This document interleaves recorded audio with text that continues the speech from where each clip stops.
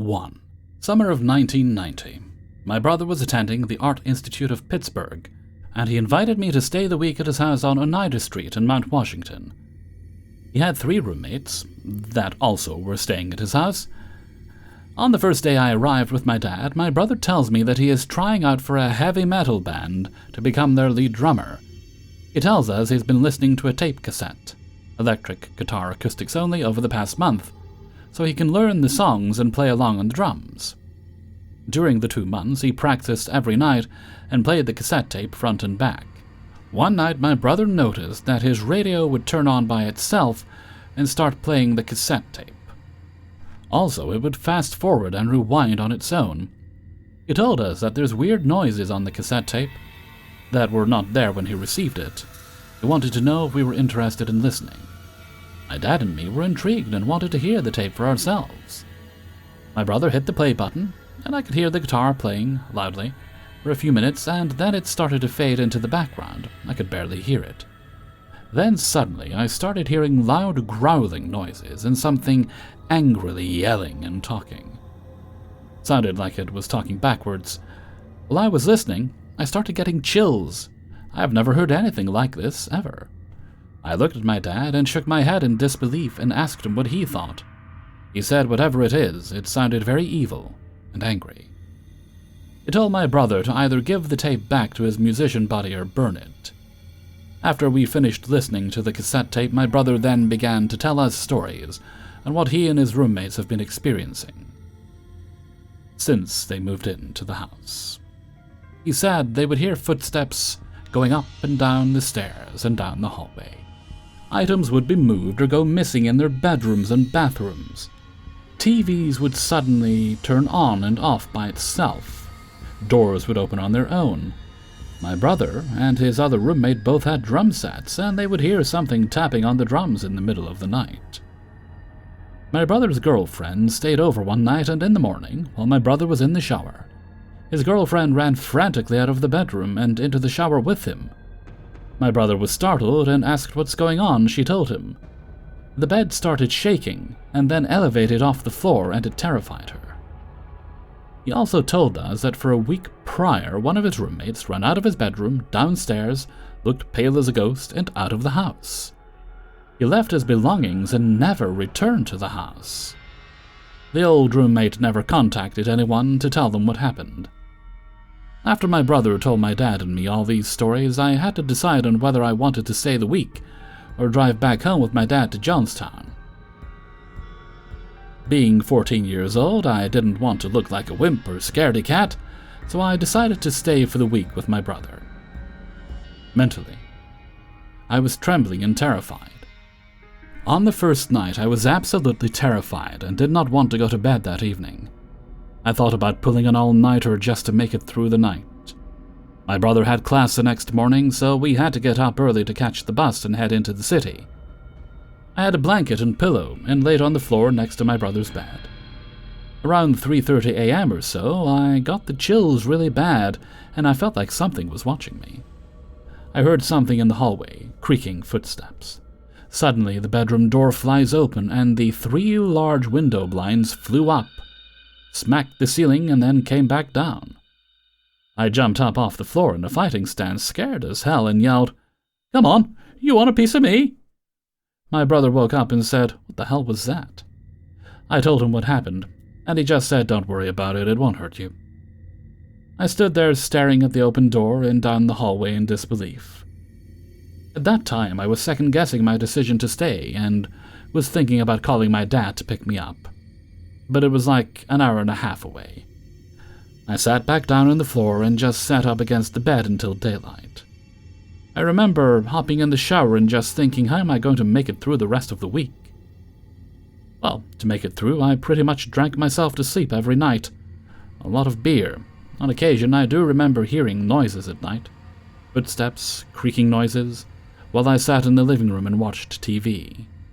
After that incident, the spirit left me alone. Well, at least, not to my knowledge. I don't know if it accepted me or if it was bored with me. I was hoping to find others that may have stayed or lived or rented this house and hear about their experiences and encounters. 2. Hey there. So this is probably the most bizarre and illogical statement I can give. I'm 37 and I was born in Poland and moved to England in 2011. In my adult life, I look for logical reasons and explanations for everything. It keeps me safe and sane.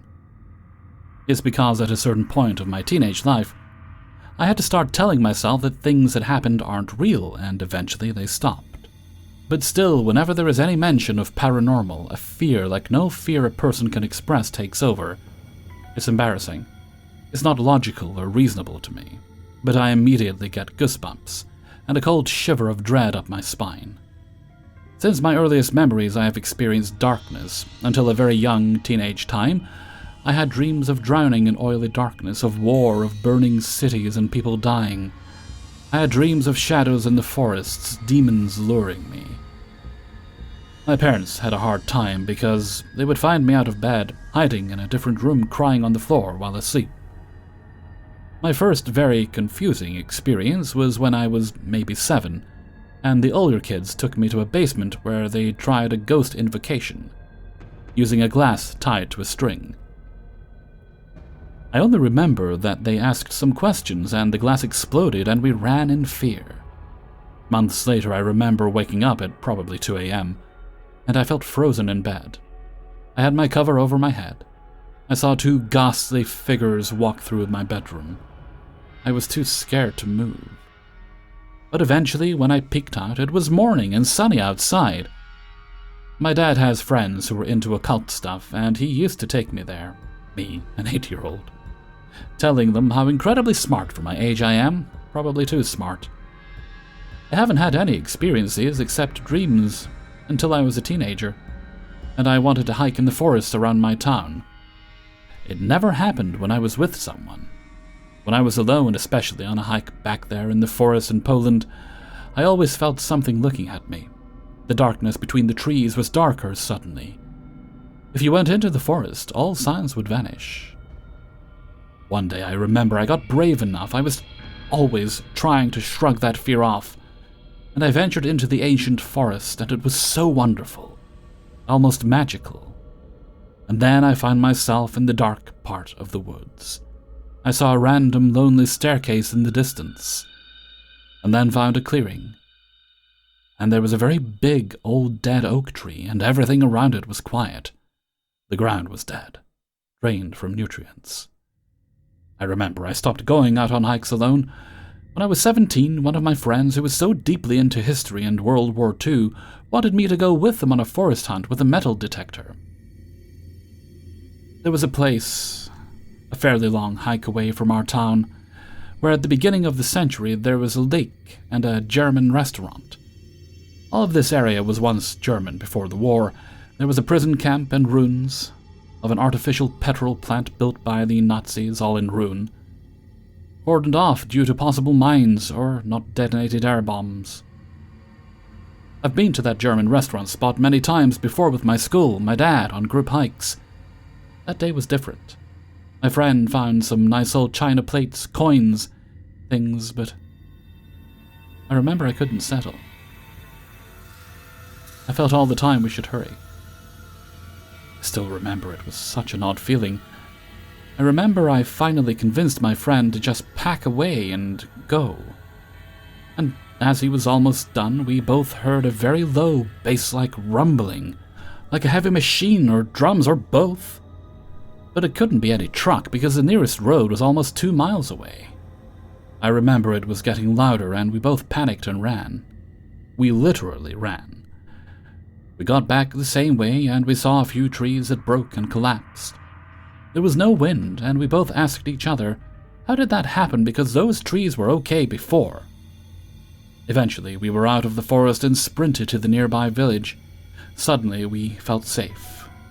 But the first thing we saw was a herd of goats, and a large goat with the most diabolical horns.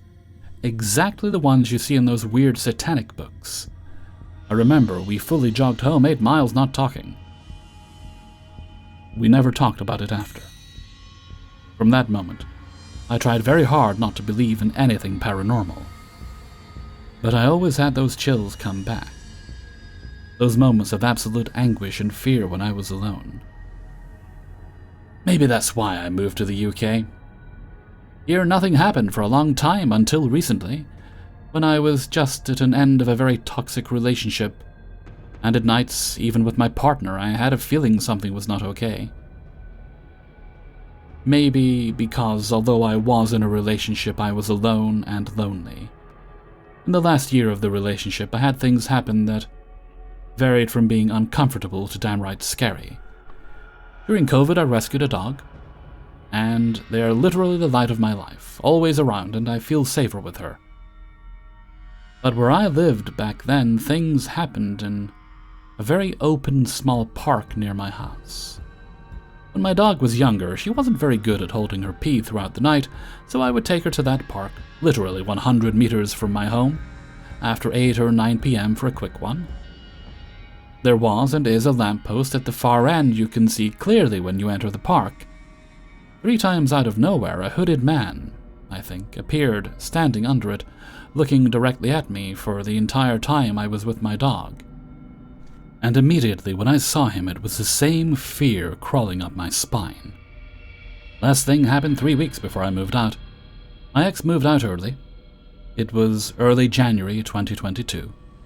I took my dog out around 9:30, and for obvious reasons I avoided the park and took her up a normal pathway nicely lit by streetlights and houses.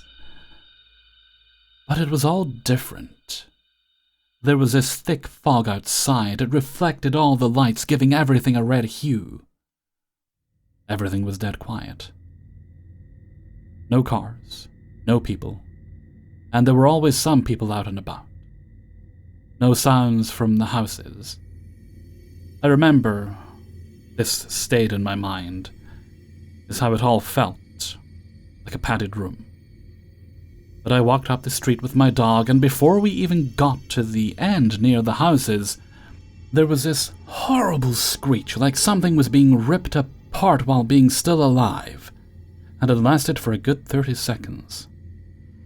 My dog cowered like mad, and she almost ripped my shoulder out because she ran home.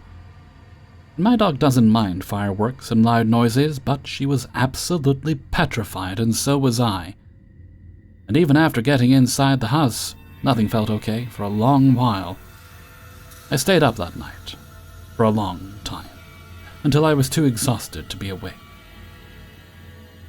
I've not really told these things to anyone in the fear of being judged as crazy or ridiculous. But am I going crazy? And were those things just a figment of my imagination? If yes, why do I get scared to the point of crying just remembering them? I'm a grown man. I'm not afraid of the dark and night. But I am afraid of the darkness, or the feeling of darkness, if that makes sense. 3. My name is Anthony, and this is my story about an exorcism I witnessed with a group of friends while living in Alabama during 2021. Everything in this story is 100% true, as you'll soon discover. There were multiple witnesses to the event. It was something I never thought I would ever experience in my lifetime, but life is full of all sorts of surprises. Before diving in, here are some key details. I had moved from Illinois to Dutton, Alabama in 2020, where I would end up with my ex-girlfriend, Luna. Since late 2018, Luna had taken a liking to my music and artwork on social media. Over a course of time, we got to know each other very well. We lived a distance away, however, and I was living in Illinois while she was over in Alabama. We would plan trips to see each other, and eventually it turned into a relationship. However, she was still living with her ex-boyfriend Sven. Sven had been in her life for over a decade, but the relationship had been broken for many years prior. They were basically just best friends living together. When COVID hit in early 2020, I made the choice of moving in with them, as we were uncertain of getting the chance to travel, while COVID got increasingly worse. At the time, Luna was also polyamorous, so we had to come to an agreement to keep our relationship monogamous if we wanted to be together. I was skeptical at first, but took the risk. Sven and I got along fairly well, and he became a good buddy of mine. He was a huge history nerd and collected a bunch of historical antiques and weapons. I settled in nicely to the complete change of living in Alabama, getting to experience a whole new side of the country. Even if I was living in an older house in the middle of nowhere, surrounded by cropped farmland and cattle, I was still happy.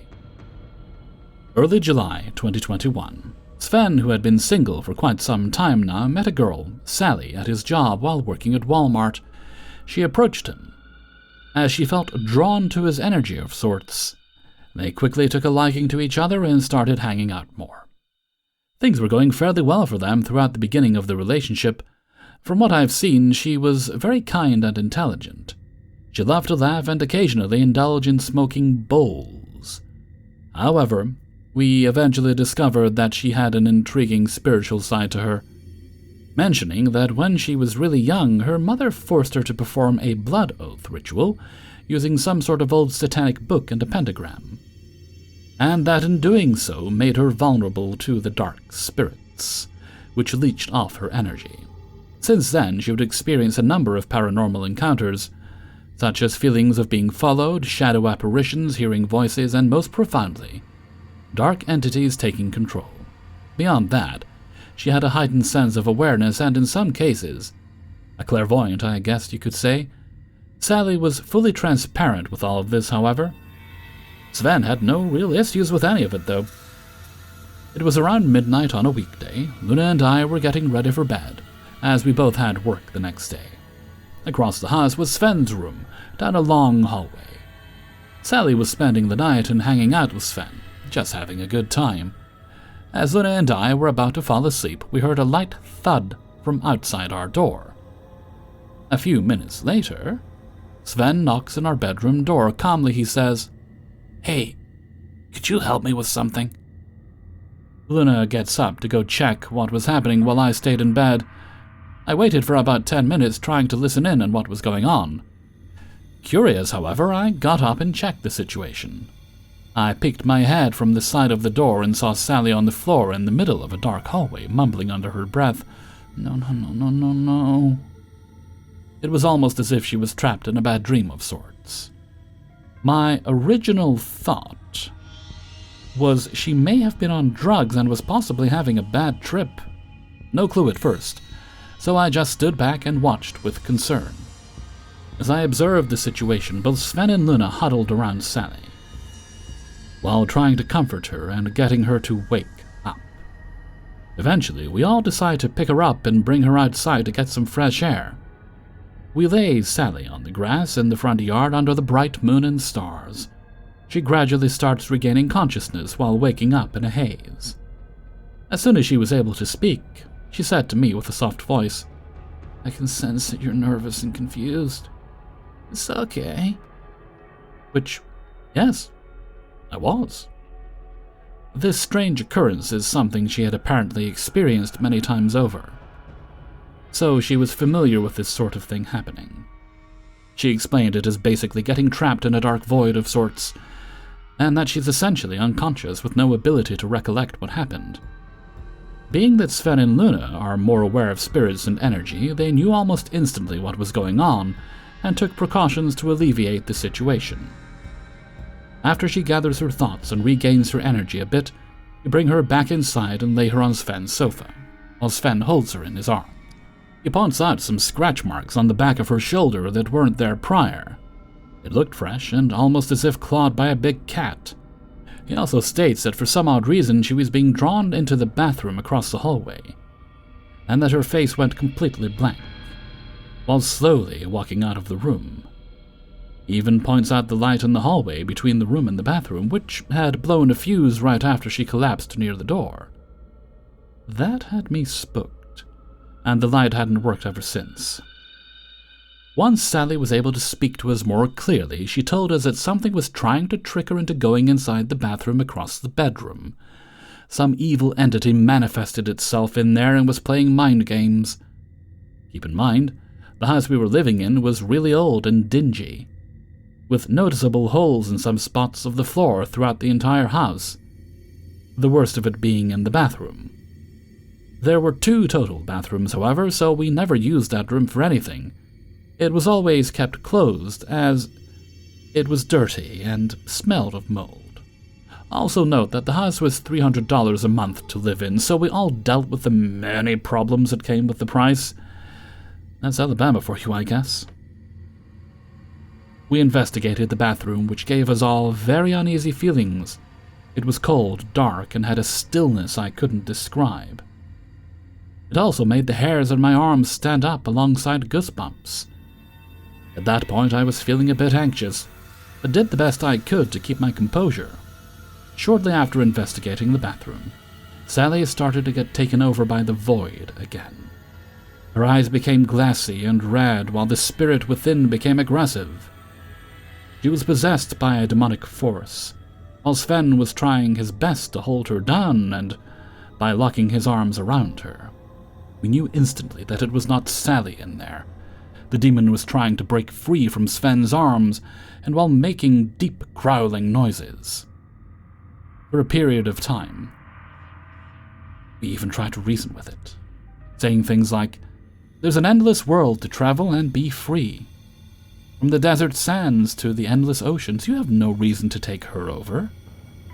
The demon grudgingly states that it wants to make itself known and that someone has to die. Her voice became heavy and muddled while resisting being pinned down.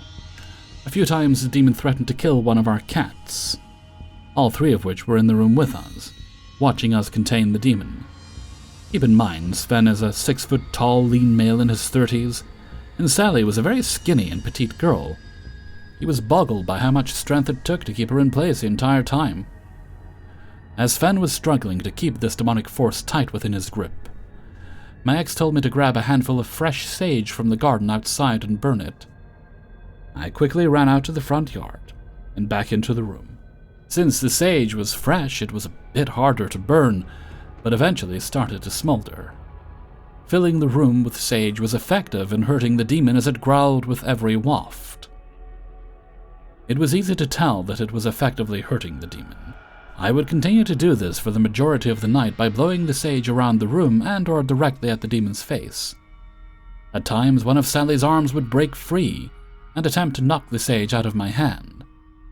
I had a steady grip on it though and did my best to keep it burning. At one point, I even make a funny remark towards the demon while it was taunting us by saying, "Who pooped in your cornflakes?" Strangely enough, the demon slightly chuckled with a deep-toned voice. I couldn't believe I made a demon laugh. That's even harder to believe.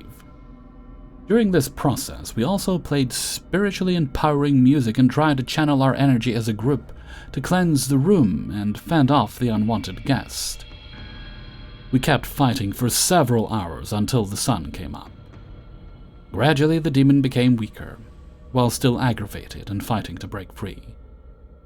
Towards the end of this event, Sally started to slowly regain consciousness. Or so we thought. We tried talking and comforting her, even though she was still pretty disoriented. Luna decides to fix her up a cup of herbal tea to help her calm down a bit. However, without mentioning it, she added a few dashes of pure Himalayan salt to the mug, since salt is known to be spiritually cleansing.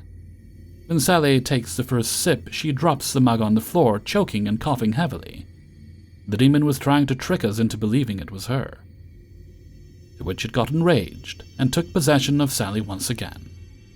The process continued for another few hours of cleansing and holding her down. Over time, the spirit grew tired and weakened. Its energy was dwindling by the minute, while still putting up quite the fight. We all stuck together and tackled this unwelcome demonic force by any means necessary.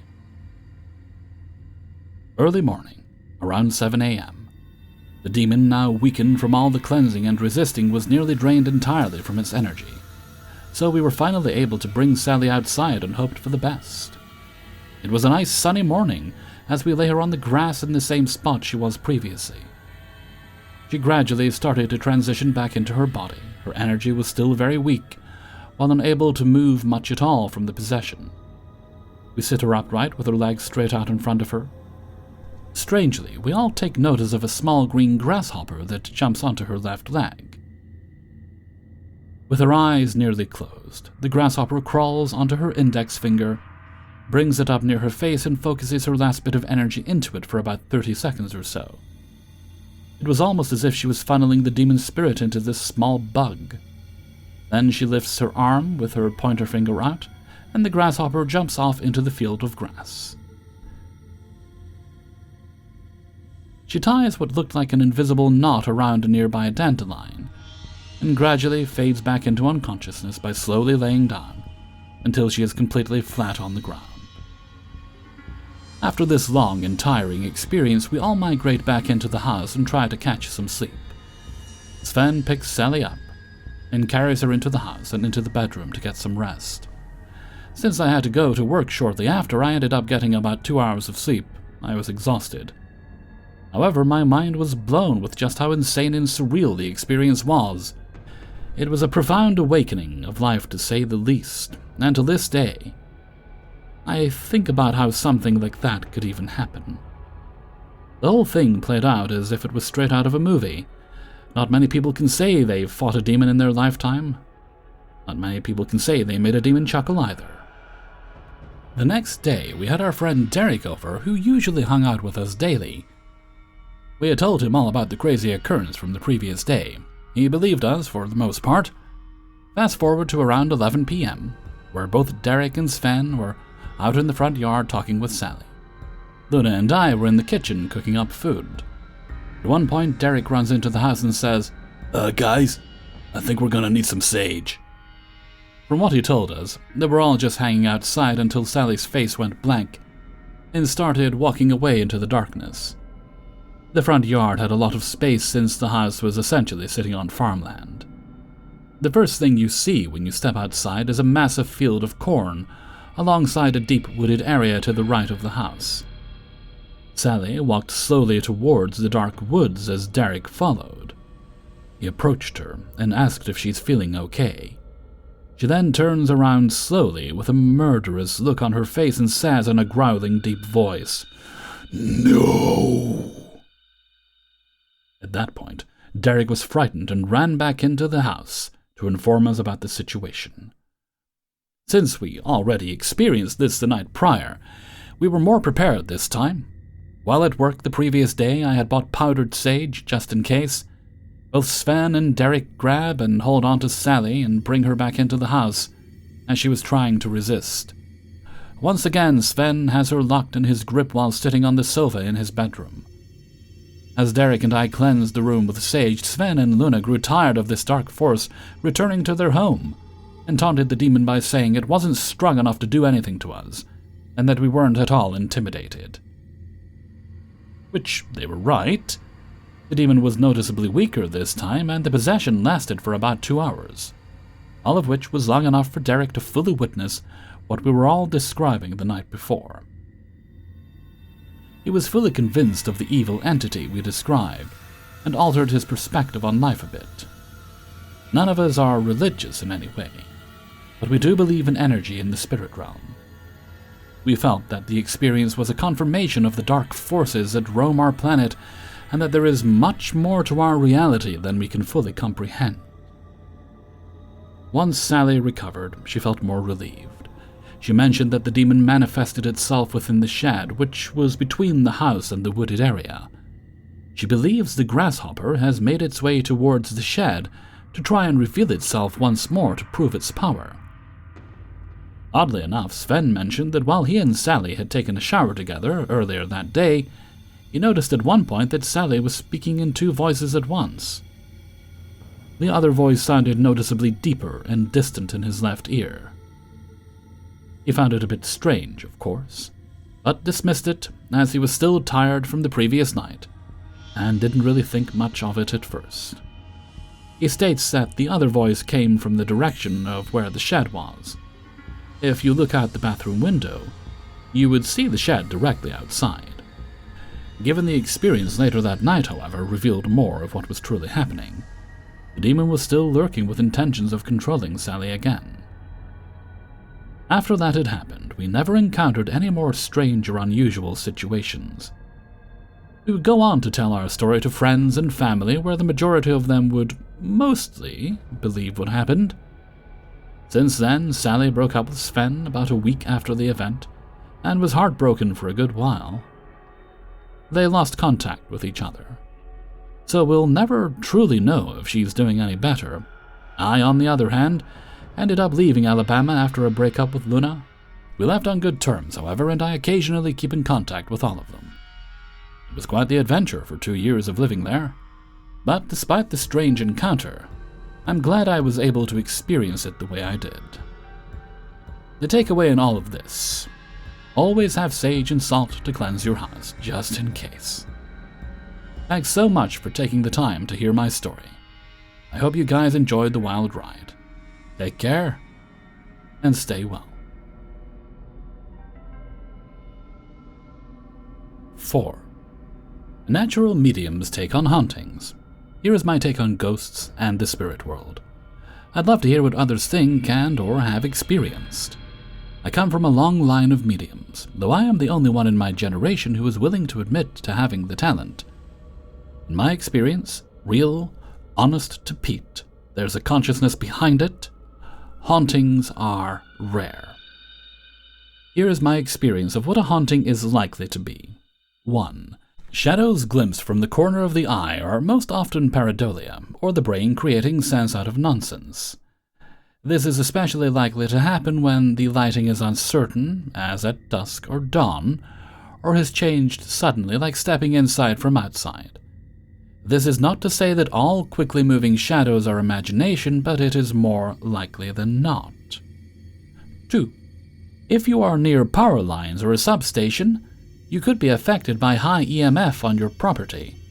I know all the ghost hunter shows use EMF detectors to show spirit activity, but honestly, I don't know where they got the idea that EMF equals ghosts.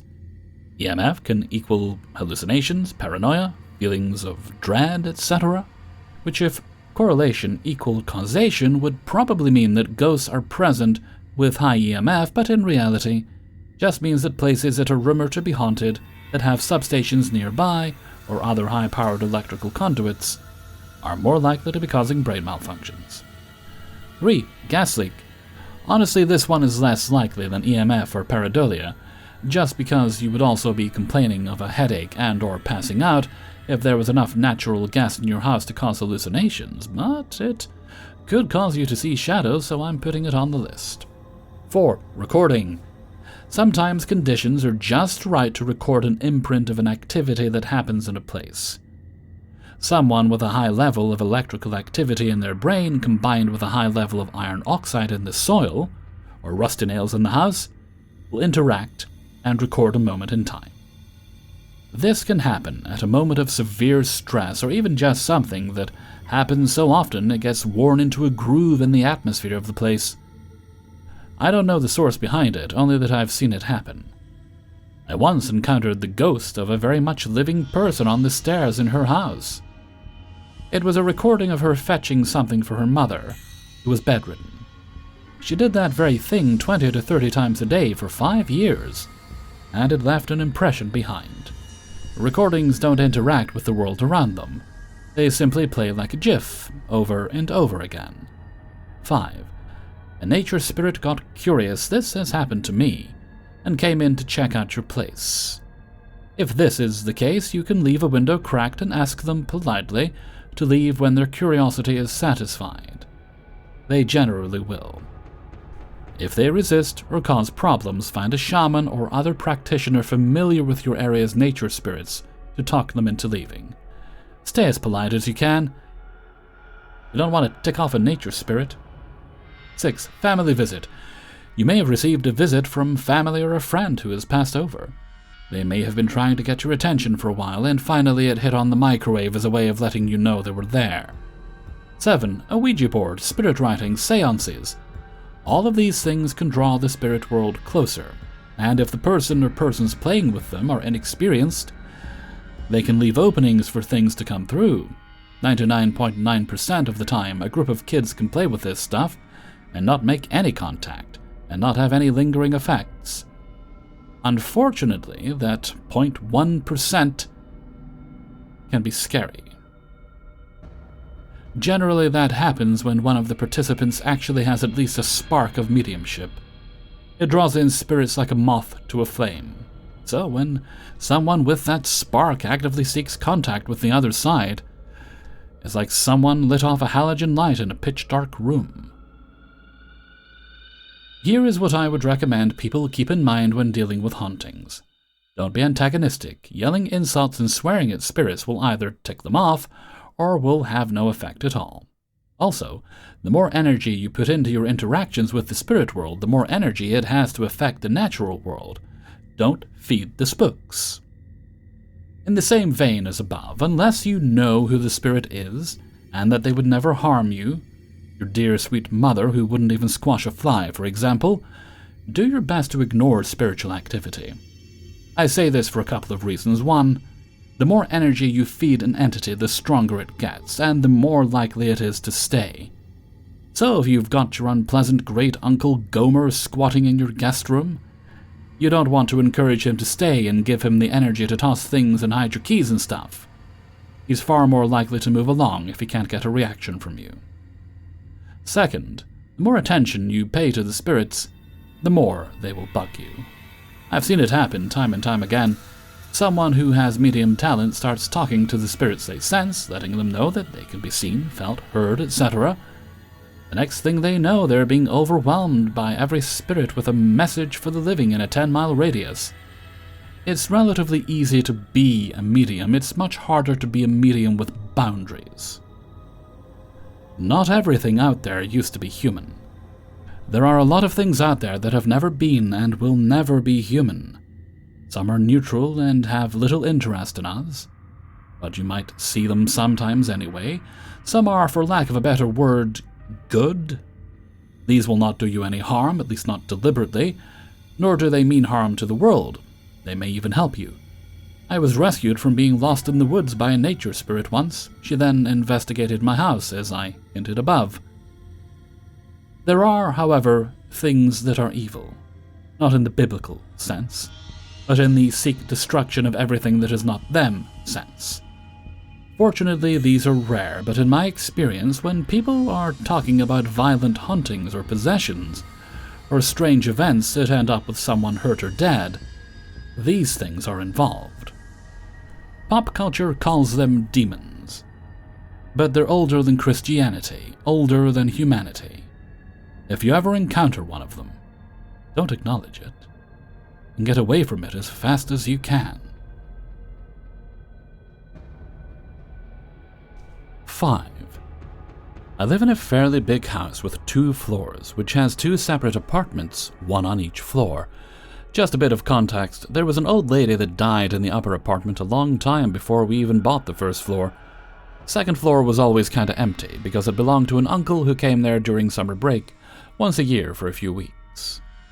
Anyways, one night I'm sleeping, and I think I had a sleep paralysis, or it was a dream because I could feel the presence of something. Not a figure, but just something in my room. Might have had a few sleep paralysis events during my life there, but none of them were as intense as this one. So I felt it, hovering behind my back and head. But I couldn't open my eyes. I just couldn't move at all. Then, bit by bit, I started to feel anger inside me. But I didn't want to be angry, like I was forced to be angry. Gradually, anger increased as time went by, as if I was angry at whatever didn't let me sleep in peace. At one point, I felt my head start to actually turn towards that thing behind me, and as my head was forcefully turning, I began to be even angrier and so on. So literally boiling, unexplainable anger in me as my head was turning.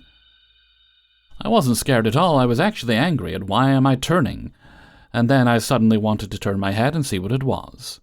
I accepted the anger and embraced it as well. I finally turned my head at it, and at that point, I kind of opened my eyes, and I stopped being angry, because I knew what it was. It was still forming, like materializing in front of me, but when it was done, I saw a black and white picture of a kid, and had my, or some similar house in the background, but it was an old picture like it was taken in the 1950s.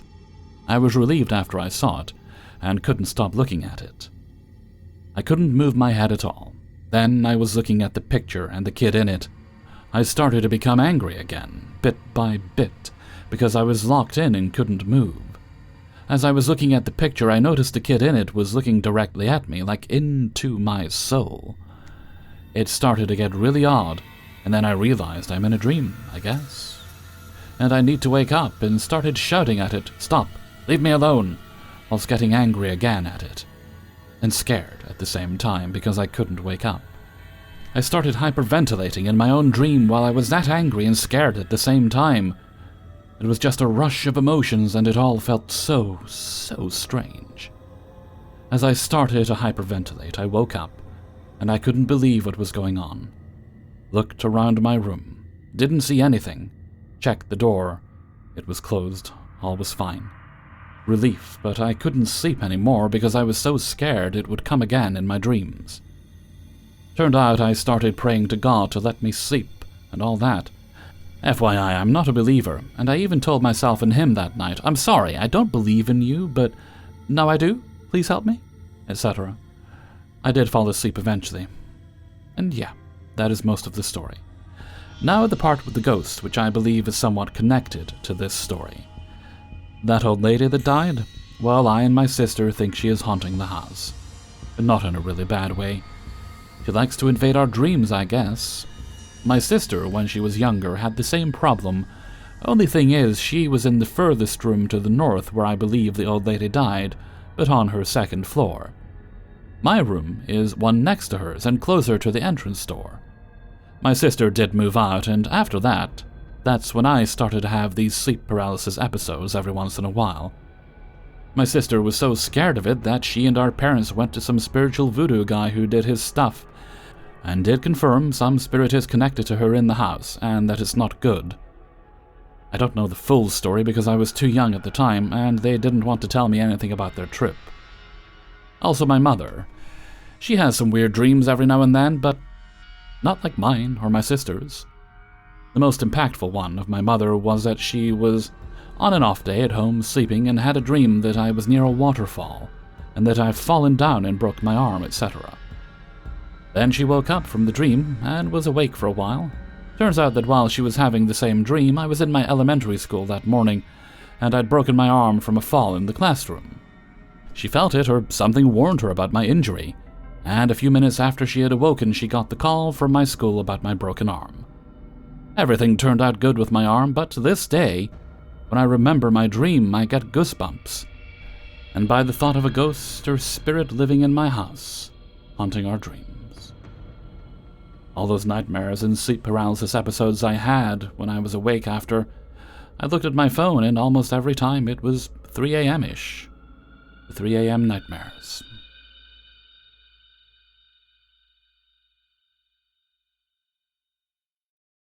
Hey everybody, Hellfreezer here, and thank you very much for listening to Paranormal Stories episode 390. And thank you very much to everybody who allowed me to use their stories. Please like and subscribe if you haven't already done so. If you'd like early access to the videos, you get that on my Patreon page, which is linked for you in the description. Support me there for as little as $1 or more a month.